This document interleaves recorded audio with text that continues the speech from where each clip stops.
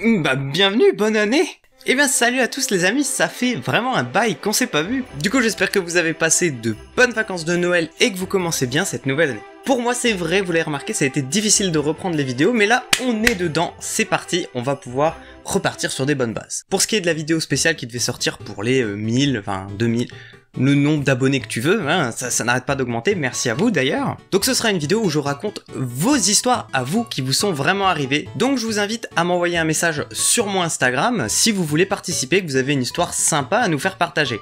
Du coup je vous demande juste quelques petites choses à respecter, donc c'est de faire l'effort d'écrire dans un français minimum lisible, les fautes d'orthographe toi-même tu sais, et du coup évidemment à l'écrit, pas à l'oral s'il vous plaît, j'aurai pas le temps d'écouter les messages vocaux de tout le monde. Et surtout, si votre histoire n'est pas prise pour cette vidéo, soyez pas triste, je la garderai de côté si elle vaut le coup pour une prochaine peut-être. Comme c'est une vidéo de reprise, j'ai décidé de faire qu'une seule histoire qui est beaucoup plus longue que celle qu'on a l'habitude de voir dans mes vidéos. J'espère qu'elle vous plaira, on part tout de suite dessus. C'est Hélène qui nous raconte son histoire. Elle a aux alentours de 20 ans et elle se prépare à passer une formation pour devenir secouriste. L'organisme qui encadre cette formation du coup lui loue un hôtel, mais lui précise qu'il n'y a pas de parking à cet hôtel, donc ce sera quelqu'un de l'organisme de formation qui la conduira tous les jours de l'hôtel au centre. Du coup Hélène, elle se rend au centre de formation et l'organisatrice, elle l'emmène jusqu'à l'hôtel. Elle lui dit où est-ce qu'elle peut trouver un supermarché, un McDo, parce que vu que c'est un petit hôtel familial, il n'y a pas de service à l'étage et il n'y a pas de service en fait de restauration. Quand elle arrive à l'hôtel, il fait déjà nuit et elle arrive au guichet pour s'enregistrer. Méga surprise pour Hélène parce que la réceptionniste l'accueille avec un grand sourire et lui dit qu'elle a de la chance parce qu'il y a des travaux dans l'hôtel et que donc elle est surclassée dans une suite. Ça m'est jamais arrivé ce genre de choses.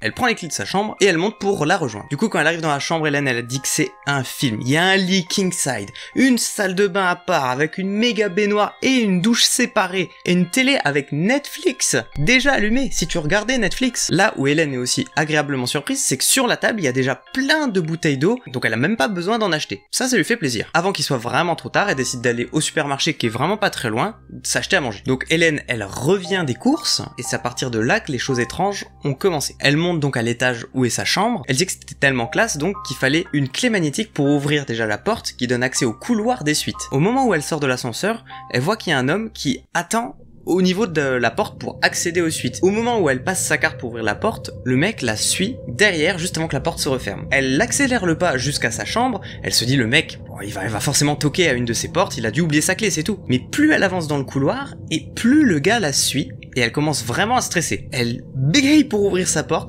mais elle arrive in extremis à l'ouvrir, et elle regarde dans l'œillère, et elle voit que le mec est planté devant sa porte. Donc là, n'importe lequel d'entre nous aurait appelé la réception, ou peut-être pas, en tout cas, elle ne l'a pas fait. Pour essayer de se changer les idées, elle décide de se faire couler un bain, donc il est aux alentours de 21h, mais elle laisse la porte entrouverte parce qu'elle est assez stressée de ce qui vient de se passer. Donc rien à signaler pendant le bain, elle sort, elle commence à se rincer, quand là, elle entend un bruit assez étrange. C'est comme si la clé magnétique de sa porte venait d'être activée.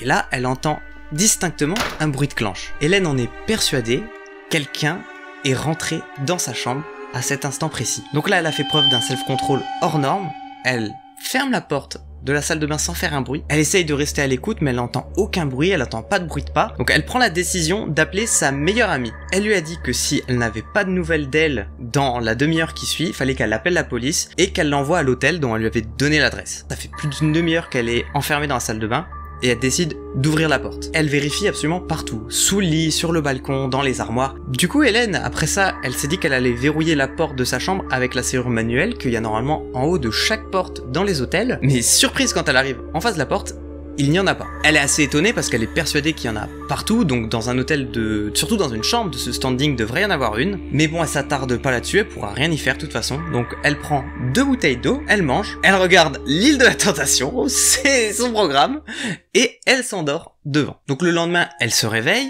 elle prend la 3e et dernière bouteille d'eau et elle va rejoindre donc l'organisatrice de la formation pour aller passer sa journée de formation. Hélène revient à l'hôtel aux alentours de 16-17 heures, elle dit que c'était relativement tôt par rapport aux autres jours parce que c'est le dernier jour de formation et le lendemain elle a une évaluation écrite. Donc il les libère assez tôt pour qu'ils puissent réviser toute la théorie. La pièce était malheureusement pas climatisée donc elle dit qu'il faisait méga chaud dans la chambre, plus de 30 degrés. Elle s'est donc mis à l'aise, elle s'est mise en sous-vêtements pour réviser et elle est méga deg parce qu'elle regarde la table où il y avait les bouteilles d'eau vides qu'elle avait laissées et elle voit qu'il n'y en a pas de nouvelles, elle pensait que ce serait réapprovisionné. Donc là, le cumul de la chaleur qu'elle n'a pas bu et qu'elle révise depuis une demi-heure, on sait ce que c'est les révisions, et ben ça l'a complètement tannée.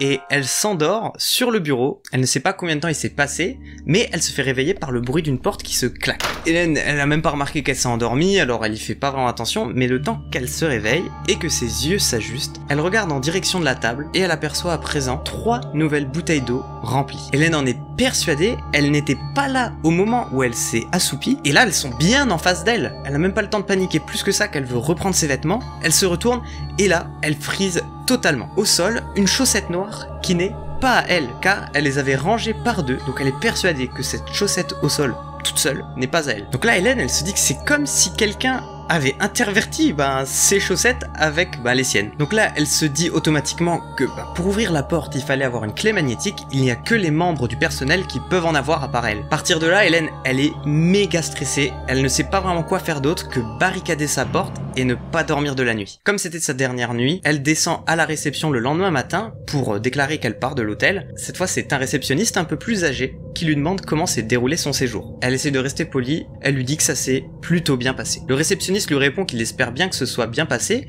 car son manager avait appelé la veille, exprès pour upgrader la chambre de Hélène, car il fait souvent ça pour la plus jolie fille. Il lui demande donc de laisser une très bonne critique pour cet effort qu'ils ont fait pour elle. Donc là, Hélène est vachement mal à l'aise, elle se demande si c'est l'organisateur de la formation qui aurait organisé tout ça. Pour le moment, elle n'en sait pas plus et c'est très flou dans sa tête. Elle va devoir se rendre à son évaluation où il sera présent et elle est méga mal. Du coup, Hélène, heureusement, elle se laisse pas démonter et elle aime vraiment ce qu'elle fait. Elle a réussi son évaluation avec brio et elle est retournée chez ses parents du coup pour passer une bonne nuit dans son lit en sécurité. Elle n'arrivait pas à trouver le sommeil et elle a eu la super idée d'aller regarder les avis sur TripAdvisor de cet hôtel. Elle dit que les managers ou elle-même auraient dû vérifier ça avant de réserver la chambre car les avis qu'elle va trouver sont très dérangeants. Il y avait 4 avis, elle dit qu'elle a réussi à en lire que 3 tellement ça la mettait mal à l'aise. Sur les 3 avis qu'elle a lus, tous contenaient des avertissements de méfiance aux femmes, car les hommes du personnel essayaient de rentrer à l'improviste dans les chambres. Du coup, Hélène, maintenant, elle est persuadée que pendant qu'elle dormait, ou chaque jour où elle n'était pas présente dans sa chambre, des personnes venaient dans sa chambre. Le pire, c'est qu'après avoir lu ses avis, Hélène, elle a donc appelé les managers, savoir s'ils avaient pas regardé sur TripAdvisor. Ils disent que non, elle leur raconte l'histoire donc de l'upgrade de chambre, et c'est là qu'elle se décompose le plus, parce que le manager n'a jamais appelé pour que Hélène ait une chambre de qualité supérieure en fait à ce qui était prévu. Sur ce point, il n'y aura jamais d'explication. L'organisme de formation des secouristes a déposé une plainte à l'encontre de l'hôtel, mais pour le moment, il y a toujours aucune suite à cette affaire. Ce qui est assez incroyable, c'est que directement sur le premier avis, on peut lire « Un membre du staff est rentré dans ma chambre au milieu de la nuit en me demandant de répondre à des questions ». Les autres avis remontent même jusqu'à 2015. Je vous laisse le lien dans la description si vous voulez aller les lire, ils sont plus longs, on pourrait en faire une vidéo entière. C'est ça que j'ai bien aimé avec ce thread d'horreur par rapport aux autres, c'est que là, on a quelque chose de concret derrière, des avis TripAdvisor qui remontent jusqu'à 2015, donc ça peut pas être elle qui les a écrits, qui s'est amusée à les écrire sur toutes les années précédentes, mais ce qu'on peut se demander, c'est comment ça se fait qu'avec des avis comme ça depuis tant d'années, un hôtel peut continuer à rester ouvert. Moi, je n'ai pas d'explication. Si vous en avez une, n'hésitez pas à la lâcher dans les commentaires. En tout cas, j'espère que cette histoire vous aura vraiment plu. Moi, ça m'a fait plaisir de vous retrouver, en tout cas, les amis. Et si c'est le cas, lâchez votre meilleur pouce bleu, l'abonnement. Et merci encore pour les 3000 abonnés, c'est vraiment exceptionnel. Merci beaucoup. N'oubliez pas que si vous voulez participer pour la vidéo spéciale histoire d'abonnés, envoyez-moi votre histoire sur Instagram avant le mercredi 20 janvier, évidemment. 2021, évidemment. Si t'es là en 2043, qu'est-ce que tu fais sur cette vidéo déjà ? Bref les amis, ça me fait mal mais je vous quitte déjà. Je vous dis à la semaine prochaine pour une prochaine vidéo où vous pouvez me retrouver en stream sur Twitch. Donc si vous voulez pas rater le début du nouveau Let's Play Horror, je vous invite à me suivre sur Instagram et à me suivre sur Twitch. J'espère encore que l'histoire vous a plu et je vous dis à la prochaine. C'était Values. Ciao.